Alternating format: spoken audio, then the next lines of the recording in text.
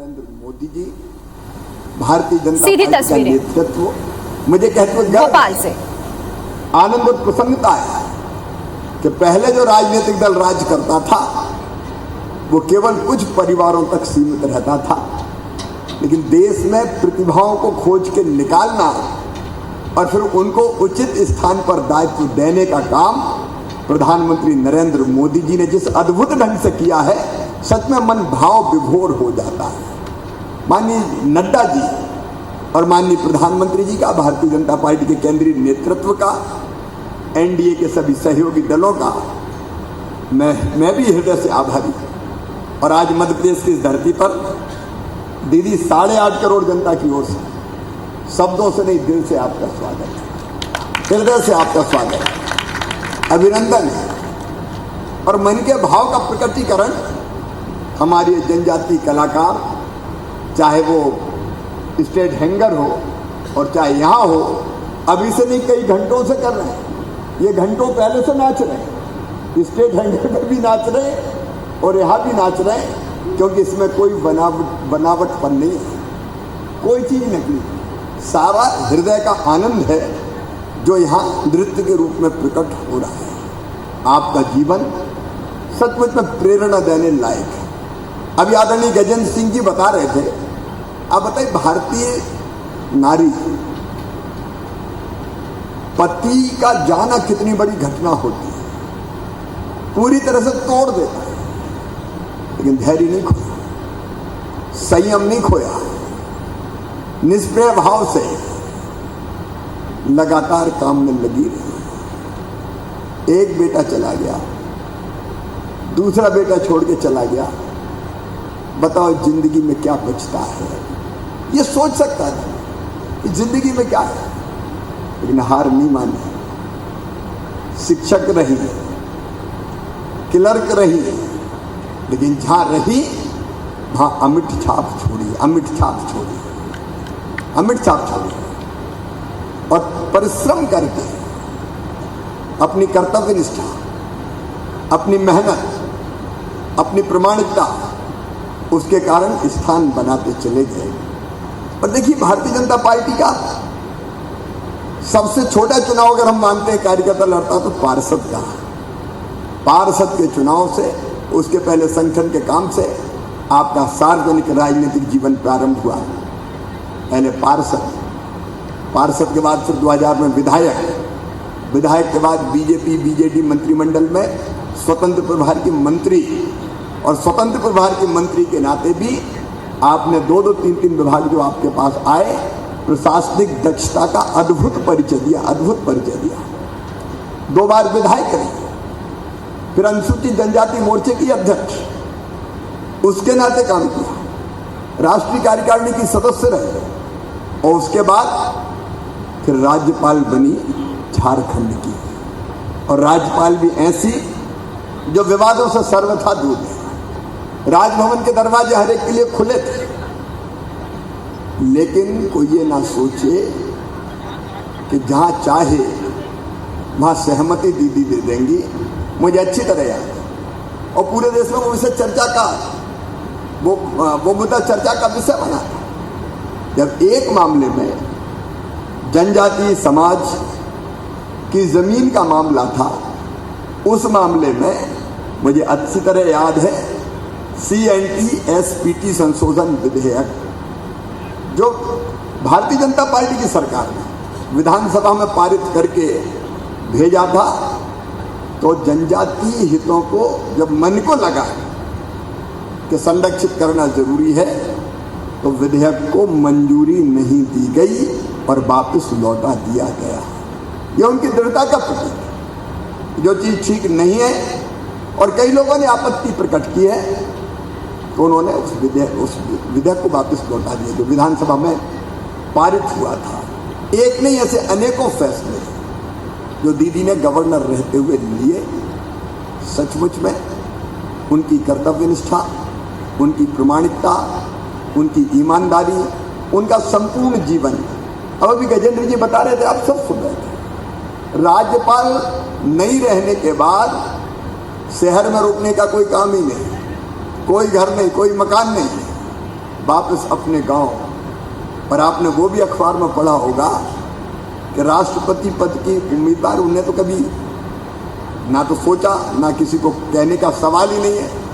सम्मानित प्रधानमंत्री जी ने उनको सूचना दी, लेकिन दूसरे दिन उसी सहज भाव से गांव का जो मंदिर था, राष्ट्रपति का उम्मीदवार घोषित होने के बाद और दुनिया जानती है कि राष्ट्रपति होने वाली है, दीदी मंदिर में झाड़ू लगा रही थी। मंदिर में झाड़ू लगा, ये सचमुच में अद्भुत व्यक्ति जो भारतीय राजनीति में बिरला है। और इसी से प्रकट होता है कि वो भारत के राष्ट्रपति पद की गरिमा को बढ़ाएंगे, निश्चित तौर पर बढ़ाएंगे। और इसलिए एक बार फिर हृदय से हम सब अपने सम्मानीय प्रधानमंत्री जी का, जेपी नड्डा जी का, एनडीए के दल, अब दल के नाम बता रहे थे अभी, और हम तो रोज पढ़ते चले आ रहे हैं। हालत ये है कि रोज एक नया दल जिससे हमारा वैचारिक मतभेद हो सकता है, लेकिन अब तक जिन लोगों ने समर्थन किया है, आप देखिए दलों की सीमाओं से ऊपर उठ के BJD, YSR Congress, TDP, Janata Dal secular, श्रोमणी अकाली दल, जेडीयू, एआईएडीएमके, लोक जनशक्ति party, Apna Dal Sonelal, Nishad party, Baspa, Republican party आप Athawale, NPP, NPF, MNF, NDPP, SKM, AGP, PMK, AINR Congress, Jannayak Janta party, UDP, IPFT, UPPL, और हमने तो ये भी सुना है कि यूपी में सपा गठबंधन में शामिल सुबह सपा और सपा के विधायक शिवपाल सिंह यादव। आज आपने पढ़ा होगा अखबारों में, कांग्रेस पे सवाल उठ रहे हैं कि द्रौपदी मुर्मू क्यों नहीं है। कांग्रेस के नेता सवाल, ऐसी हलचल किसी उम्मीदवार के नाम पे शायद हिंदुस्तान में पहली बार, भारत की धरती पर पहली बार मची है कि लोग सोचने पे विवश है कि दीदी क्यों नहीं, द्रौपदी मुर्मू क्यों नहीं। ऐसी योग्य उम्मीदवार आज हमारे बीच में पधारी है मित्रों।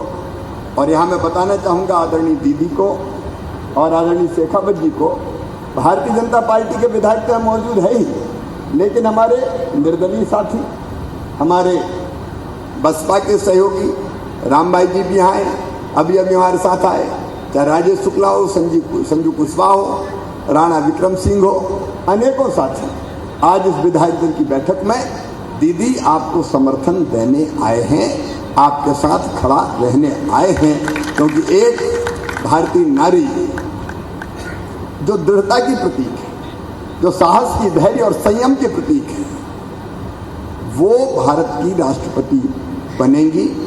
और सचमुच में पहली बार जनजातीय समाज की किसी बहन को ये अवसर मिल रहा है अपनी योग्यता के कारण। और इसलिए अब कल यशवंत सिन्हा जी यहाँ आए थे, कांग्रेस के लोगों ने अनर्गल बातें की, इसलिए मैं जिक्र कर रहा हूँ कि भारतीय जनता पार्टी तो शुद्ध रूप से अपना काम करती है, लेकिन बेचैनी भाभी है कहीं वोट ना चले जाएं, कहीं वोट ना चले जाएं। और ये बात कही जा रही थी कि भारतीय जनता पार्टी वाले किसी को प्रलोभन दे रहे हैं, किसी को खरीदने की बात कर रहे हैं। अरे यहाँ तो पहले से ही इतने वोट हैं कि प्रलोभन का कोई प्रश्न ही पैदा नहीं होता। पूरा देश तो दीदी के साथ खड़ा हुआ है। हाँ, अंतरात्मा की आवाज पर मैं जरूर अपील करता हूँ सभी राजनीतिक दलों से, इस ऐतिहासिक अवसर पर भारत की राष्ट्रपति कैसी होनी चाहिए इसका विचार करके जरूर मतदान करें, चाहे वो कांग्रेस हो, चाहे वो अन्य दल हो। सोचें, और सोचने पर लोग विवश हैं। आज मध्य प्रदेश की इस पवित्र धरती पर, ये राजा भोज की धरती है, ये रानी कमलापति की धरती है। रानी कमलापति जो हमारी गौरव, और मध्य प्रदेश के एक बड़े हिस्से में हमारे गोंड राजाओं का, जिसमें भोपाल शामिल था, कई वर्षों तक राज रहा है। उनकी इस पवित्र धरती पर आपका मैं फिर से हृदय से स्वागत करता हूँ, अभिनंदन करता हूँ और एक बार दोनों हाथ उठा के तालियां बजा के जोरदार अभिनंदन आप कीजिए, जोरदार स्वागत कीजिए। ये हमारे हृदय का स्वागत है, ये अंतर आत्मा का स्वागत है। और दूसरी, आज प्रारंभिक क्लास हमारी गजेंद्र सिंह भाई साहब ने ली है कि कोई भूल ना हो जाए। नहीं, ये मुझे बहुत स्वाभाविक है कि कई बार हम लोग बड़े निश्चिंत रहते हैं, अरे अपन तो बड़े नेता हैं, अपन से गलती क्या हो सकती है। और उसी में डंडा लगाते समय कई बार हाथ इधर उधर हो गया, ऊपर की लाइन से टच हो गया, नीचे की लाइन से टच हो गया, या अपन ने ज़्यादा स्मार्टनेस दिखाई, ऐसा नहीं ऐसा एक बना दे, तो उसमें चूक होती है। तो इसमें अपने दिमाग का प्रयोग करना ही नहीं है। अपन कोई अपने दिमाग का प्रयोग नहीं करना। जो पार्टी ने बता दिया कि डंडा खींचना है, जो ना ऊपर टच हो ना नीचे टच हो, बीच में रह जाए, बस उतना ही डंडा खींचना है, बाकी कोई अपना दिमाग नहीं लगाएगा। और मुझे आपकी क्षमता और योग्यता पर भरोसा है, और मुझे विश्वास है कि वो भरोसा टूटेगा नहीं, तो फिर पार्टी के सामने शर्मिंदा होने की स्थिति आएगी। तो हम लोग पूरी मॉक ड्रिल करेंगे। आपने कहा 2-2 बार करेंगे, 2-2 बार मॉक ड्रिल करके, और किसने कैसा डंडा लगाया है वो देखेंगे। कहीं गलती होगी तो यहाँ तो हमें पता चल जाएगा कि डंडा कौन ने लगाया है, तो उनकी क्लास वहीं लेके तो उनको बता दिया जाएगा, ताकि हमारा मत निरस्त ना हो और दीदी को सारे वोट मिले। एक बार मैं फिर आप सबकी ओर से दीदी का हृदय से स्वागत करता हूँ, अभिनंदन करता हूँ, वंदन करता हूँ। वो नई गरिमा स्थापित करेंगी भारत के राष्ट्रपति के पद पर बैठ के, और एक वैभवशाली, गौरवशाली, संपन्न, समृद्ध और शक्तिशाली भारत का निर्माण प्रधानमंत्री जी के नेतृत्व में हो रहा है, उसको नई गरिमा प्रदान करने का काम करेंगी। दीदी आपका फिर हृदय से बहुत बहुत स्वागत। बोलिए भारत माता की जय। मध्य प्रदेश। धन्यवाद। इसमें एक बात सम्मानित विधायकों को और ध्यान डालेंगे कि जैसे माननीय गजेंद्र सिंह जी ने, मुख्यमंत्री जी ने कहा कि डंडा ऊपर नीचे न हो, दाएं बाएं नहीं। फग्गन सिंह कुलस्ते जी, एमपी के होम मिनिस्टर श्री नरोत्तम मिश्रा जी, संगठन मंत्री श्री पितानंद जी, सामने बैठे हुए राज्य के मंत्रीगण, सांसदगण, विधायकगण, साथ ही साथ यहाँ उपस्थित भाई और बहनों को मैं नमस्ते करती हूँ, प्रणाम करती हूँ।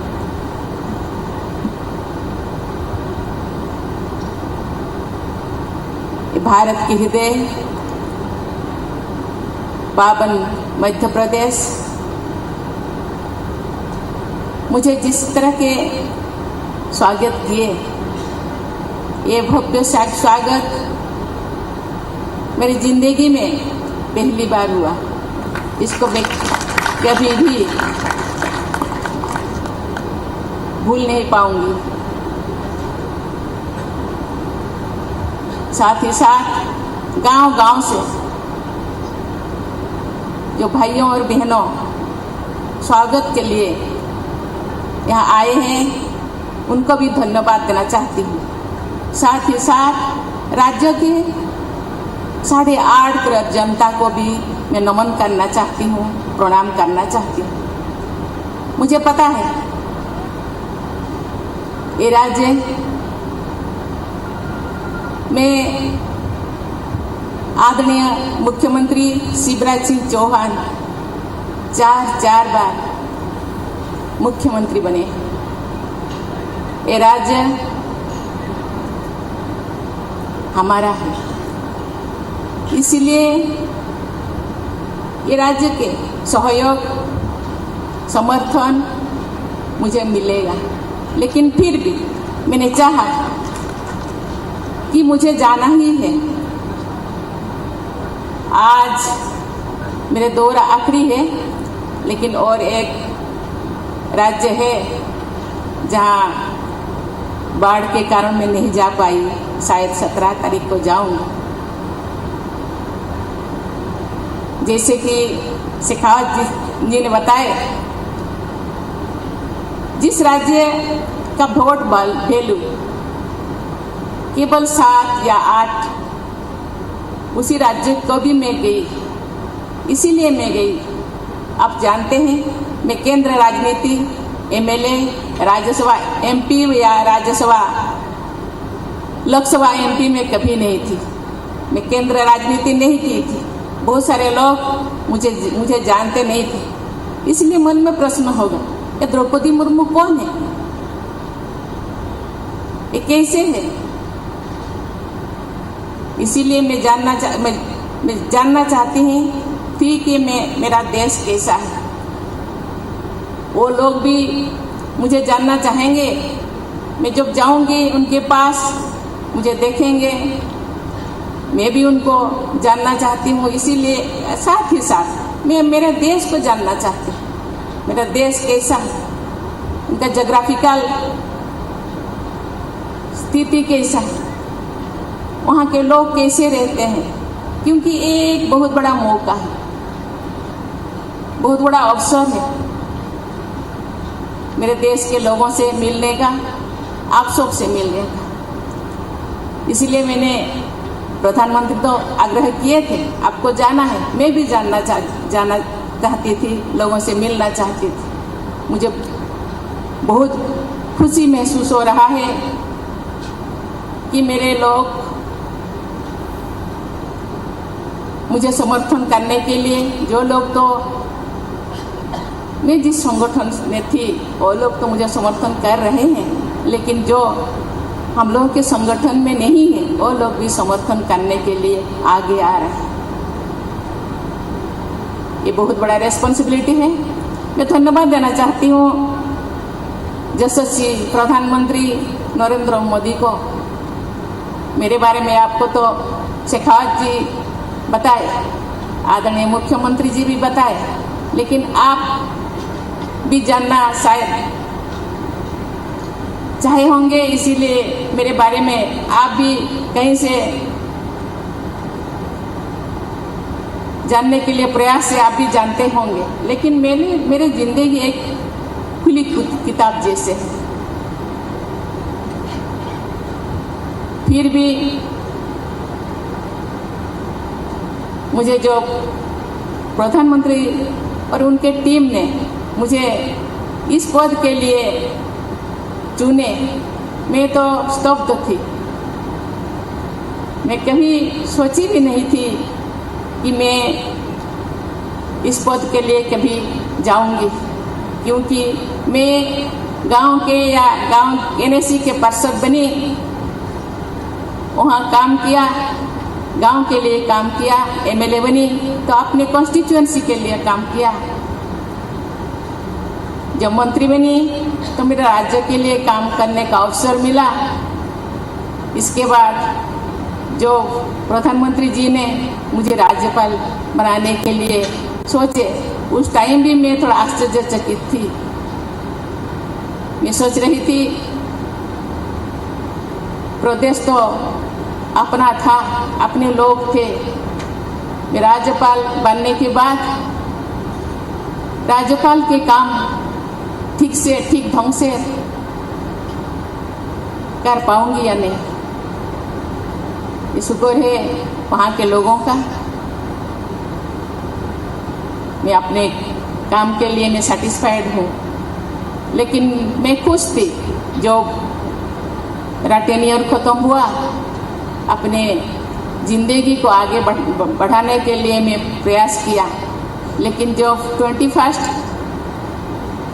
21 तारीख को ये डिक्लेयर होने के 15 मिनट पहले प्रधानमंत्री जी का टेलीफोन आया, आपको ये बनना है। आप सोच रहे होंगे कि ये मेरा स्थिति क्या हुआ होगा।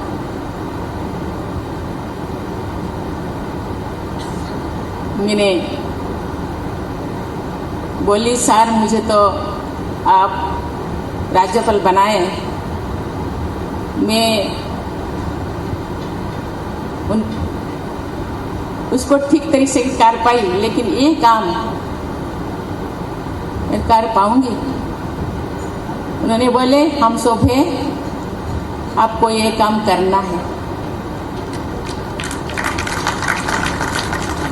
मैं मैं खुश हूँ कि आप सब साथ हैं, लेकिन आजादी के 75 साल बाद